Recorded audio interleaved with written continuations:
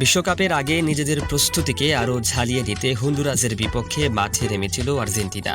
Match শুরুর বাঁশি বাজার পর থেকেই বোঝা যাচ্ছিল মাঠের নিয়ন্ত্রণ কার হাতে থাকবে।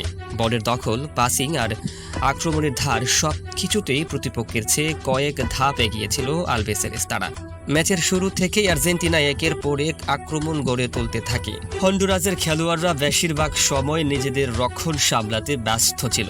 আর্জেন্টিনা দ্রুত পাস আর আক্রমণাত্মক ফুটবলের সামনে তারা খুব বেশি সুযোগ পায়নি। প্রথমার্ধের ৩৭ মিনিটে আসে ম্যাচের প্রথম গোল। বক্সের ভেতরে ফাউলের পর পেনাল্টি পায় আর্জেন্টিনা। স্পট কিক থেকে কোনো ভুল না করে বল জালে জড়িয়ে দেন লাউতারো মার্টিনেজ। সেই গোলের মাধ্যমে এগিয়ে যায় বিশ্ব চ্যাম্পিয়নরা এবং ম্যাচের নিয়ন্ত্রণ আরও শক্তভাবে নিজেদের হাতে নিয়ে নেয়।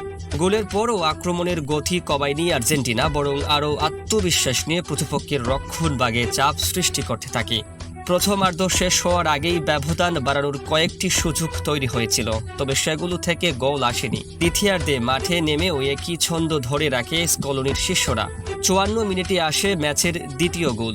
দুর্দান্ত এক আক্রমণ থেকে জিওভানি সিমিওনে গোল করে ব্যবধান ২-০ করেন। সেই গোলের পর ম্যাচ প্রায় আর্জেন্টিনার নিয়ন্ত্রণে থেকে যায়। পুরো ম্যাচে আর্জেন্টিনা মোট ১৭টি শট নিয়েছে, যার মধ্যে ৯টি ছিল লক্ষ্যে। অন্যদিকে হন্ডুরাস মাত্র ৩টি শট নিতে পেরেছে এবং একটিও অন টার্গেট রাখতে পারেনি। ৭২% বল দখলই বলে দেয় ম্যাচে কতটা আধিপত্য ছিল আর্জেন্টিনার। রক্ষণ ভাগও ছিল দুর্দান্ত। প্রতিপক্ষকে কোনো বড় সুযোগ তৈরি করতে না দিয়ে পুরো ম্যাচে নিয়ন্ত্রণ বজায় রেখেছে তারা।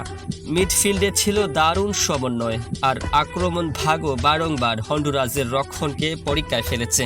শেষ পর্যন্ত ২-০ গোলের স্বস্তিদায়ক জয় নিয়ে মাঠ ছাড়ে আর্জেন্টিনা। স্কোর লাইন হয়তো আরও বড় হতে পারত, কারণ সুযোগের কোনো অভাব ছিল না। তবুও এই জয় বিশ্বকাপের আগে দলের আত্মবিশ্বাস বাড়াবে নিশ্চিতভাবেই।